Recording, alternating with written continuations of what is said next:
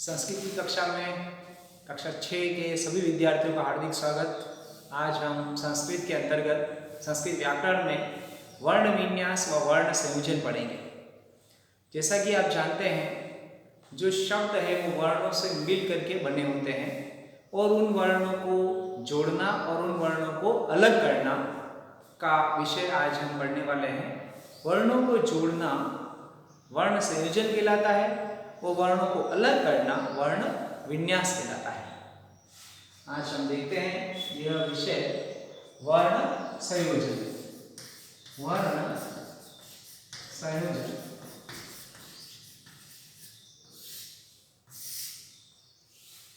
जो भी वर्ण है उसमें से हमें स्वर को अलग करना है। स्वर को अलग हम कैसे करेंगे हम अभी देखते हैं। जैसे हमने शब्द लिखा मयूरः, शब्द है मयूरः। मयूरः मतलब होता है मोर। मोर को संस्कृत में मयूरः कहते हैं। अब इसमें से हमें स्वर को बाहर निकालना है। तो सबसे पहले म है। म में से जब हम बोलते हैं इसे म एक व्यंजन है, जब इस म में से स्वर को अलग निकाल देंगे तो म में अगर आप उच्चारण करेंगे तो स्वर कौन सा जुड़ा हुआ है? अ। जैसे हम बोलते हैं म में कौन सा स्वर जुड़ा है? अ। तो इसे अ को हम अलग कर देंगे तो म प्लस अ। अब जैसे ये म में से अ निकल गया तब म आधा बचा, तो म को हम ये नीचे की तरफ एक लाइन खींचेंगे। ये जो नीचे हमने लाइन खींची है ये हलंत कहलाती है। संस्कृत में इसे हलंत कहा जाता है। इस म में से अ निकल चुका है, ये स्वर अलग हुआ। इसी तरह से मयूरः में अब यू है, यू में य और य में कौन सी मात्रा लगी है? यहाँ पर बड़े ऊ की मात्रा लगी है, तो बड़ा ऊ इसमें से अलग कर देंगे। य को हलंत करेंगे वापस, क्योंकि इसमें से स्वर अलग हो रहा है। अब ये व्यंजन रहा बाकी बचा हुआ, और इसमें से हमने ऊ को अलग कर दिया, बड़ा ऊ को अलग कर दिया। अब बचा है मयूरः में र बचा हुआ है, तो इस र में से भी हम र जब बोल रहे हैं तो मात्रा अंतन स्वर कौन सा जुड़ा हुआ है इसमें से? मयूरः, तो अ जुड़ा हुआ है, इसलिए इसे अ को अलग करेंगे, र लगाएंगे, र के नीचे हलंत और इसके साथ ही हम अ लिखेंगे। अब चूंकि यहाँ पर विसर्ग है, हमने पहले की जो कक्षा थी उसमें पढ़ा था कि अनुस्वार और विसर्ग ये अयोगवाह कहलाते हैं। तो यहाँ पर विसर्ग अंत में है, इस विसर्ग को हम इसके साथ ही अंत में लिखेंगे, अ के साथ में यहाँ विसर्ग लगा देंगे। यहाँ ह लिखना नहीं है, लेकिन विसर्ग को हमें ह बोलना है, मयूरः, इस तरह से। अब हम और भी कुछ शब्द वर्ण देखते हैं और उन वर्णों से हम स्वरों को अलग करेंगे। जैसे हमने लिखा क, तो क में से क्या कौन सी मात्रा अलग होगी? क प्लस अ। ये इसका वर्ण विन्यास हुआ, ये इसका वर्ण विन्यास हुआ। वर्णों को, इन सभी वर्णों को हमने इस तरह से जोड़ दिया है। इसी प्रकार अगर हम क लिखते हैं और इसके आगे हम लिख देते हैं छोटी ई, क में ई की मात्रा लगेगा, तो हम इस तरह से इस तरफ जो लिखेंगे वो हम लिख देंगे की। और अब बार में हमें लिखना है क हलंत और बड़ी ई, तब हम कैसे लिखेंगे इसे? क और ई बड़ी की मात्रा की। ये हमारा वर्ण विन्यास, वर्ण संयोजन का विषय है, जिसमें से वर्णों को जोड़ना संयोजन कहलाता है, वर्णों को अलग करना वर्ण विन्यास कहलाता है। अभी और भी कुछ वर्ण के उदाहरण हम देखेंगे। जैसे हमने लिखा इस तरह क्री, की के नीचे री की मात्रा, तो हम इसे किस तरह से लिखेंगे? री अलग करेंगे हम, री से ऋषि, री की मात्रा हम अलग कर देंगे, तो क लिखेंगे, क के नीचे एक लाइन खींच रहे हैं, उसे हम क्या कहते हैं? हलंत। तो ये हलंत लगाएंगे। अब ये व्यंजन है, अब ये क है जो व्यंजन है। व्यंजन बिना स्वर की सहायता से उच्चारित नहीं किए जा सकते। स्वर की सहायता से ही हम व्यंजन को उच्चारित कर सकते हैं अर्थात बोल सकते हैं। तो क प्लस हम लगा देंगे री की मात्रा, ये हो जाएगा क्री। इस तरह से अभी हमने सिर्फ एक एक वर्ण ही लिखा है, यहाँ पर पूरा जब शब्द आएगा तो पूरे शब्द को ही हमें उसमें से स्वरों को अलग करना है।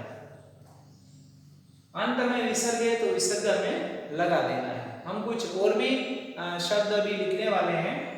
अभी मैं इसे रब कर रहा हूँ, आप ध्यानपूर्वक देखें किस तरह से हमने इसमें से वर्ण को अलग किया है। क में से अ अलग हुआ, अगर का होता तो आ अलग हो जाता। की में छोटी ई आ गई, बड़ी की इस तरह से है तो बड़ी ई इसमें से अलग होगी। इसे मैं हटा रहा हूँ और अब हम कुछ अन्य उदाहरण भी अभी लिखने वाले हैं। जैसे हमने लिखा बालक, बालकः, बालकः बालक शब्द के अंदर संस्कृत होने के कारण यहाँ विसर्ग लगाएंगे। बालक पुल्लिंग शब्द है।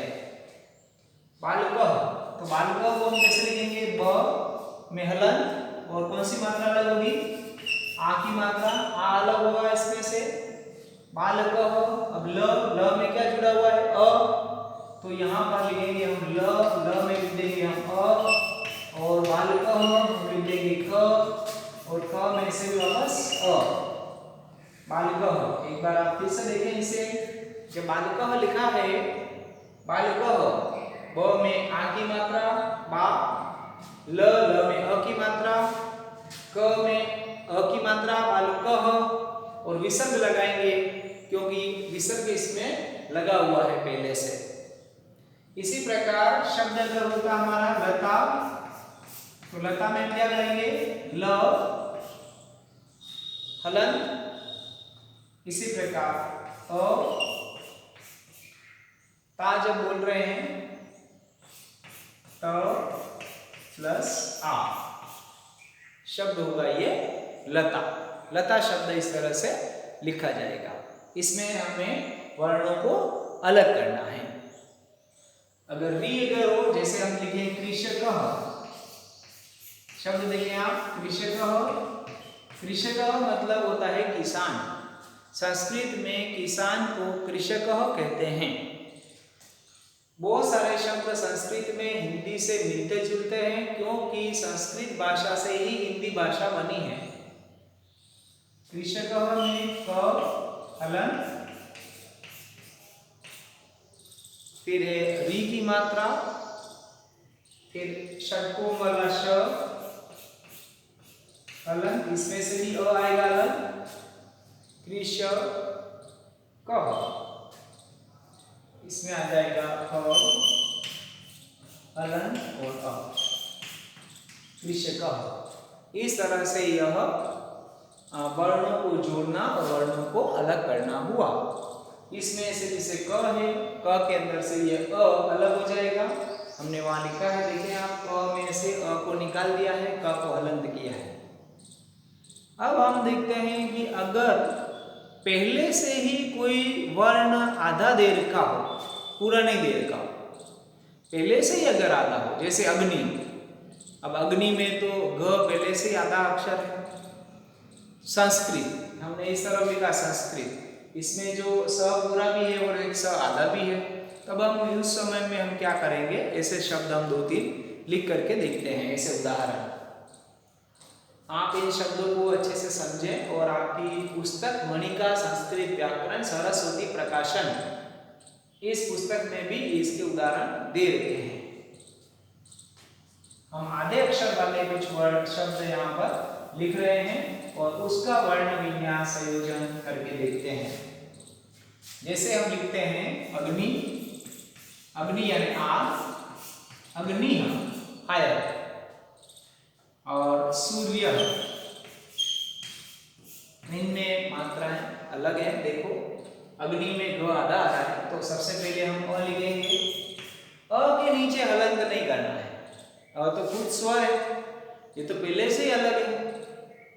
इसके बाद में आएगा ग, ग को हलंत करेंगे, लेकिन ग पहले से ही व्यंजन, शुद्ध व्यंजन दे रखा है, इसमें स्वर नहीं मिला हुआ है। ग आधा अक्षर है पहले से ही, इसमें कोई मात्रा लगी हुई नहीं है। अब ये जो ई की मात्रा ये तो न पे लगी हुई है। अब नी पे लगी हुई है, नी में ई की मात्रा है, तो ग के आगे अ आ कुछ भी नहीं लिखेंगे क्योंकि ये आधा अक्षर है। और फिर आ जाएगा हम नी, न में न हलंत, उसके बाद में ई की मात्रा। अब नी, अब इसमें विसर्ग है तो यहां पर हम विसर्ग लगाएंगे। अग्नि। दूसरा शब्द है सूर्य। सूर्य विसर्ग आएगा इसमें भी, सूर्य। सूर्य, इसमें आएगा स, हलंत। कौन सी मात्रा है? बड़े ऊ की मात्रा है, बड़ा ऊ। फिर क्या आएगा? फिर इस र का स्थान, जो मात्रा ऊपर लगी है य के, लेकिन ये इस मात्रा का जगह यहाँ पर है। सूर्य, र हम पहले बोल रहे हैं, और र आधा अक्षर है, पहले से शुद्ध व्यंजन है, इसके अंदर कोई मात्रा नहीं लगी है, इसलिए हम लिखेंगे र। सूर्य, र में कुछ भी आ कुछ भी जुड़ा हुआ नहीं है। फिर आ जाएगा य, और य में अ जुड़ा हुआ है और विसर्ग लगा देंगे, सूर्य। अब हमें कैसे पता चलेगा कहाँ विसर्ग लगाना है कहाँ नहीं लगाना है? तो विसर्ग का प्रयोग वैसे पुल्लिंग शब्दों में किया जाता है, बहुवचन स्त्रीलिंग शब्दों में किया जाता है, लेकिन आपको इतना याद रखने की जरूरत नहीं है। आपके वहाँ शब्द पहले से ही लिखा हुआ आएगा, मयूर पहले से लिखा होगा, तो आपको अलग कर देना है। और अगर पहले से ही अलग कर रखा है, इस तरह से अलग कर रखा है, तो इसमें भी विसर्ग पहले लगा रखा है, तो आपको इसे जोड़ देना है, अर्थात वर्णों को जोड़ना और वर्णों को अलग करना। एक बार आप इसे समझने का प्रयास करें पूरे को, और फिर हम अगली कक्षा में वर्णों का विन्यास वापस से पढ़ेंगे, दोहरान करेंगे। आप समझने का प्रयास करें, और कुछ समझ में अगर आपको नहीं आता हो तो बिल्कुल परेशान होने की जरूरत नहीं है, आप बाद में पूछ सकते हैं।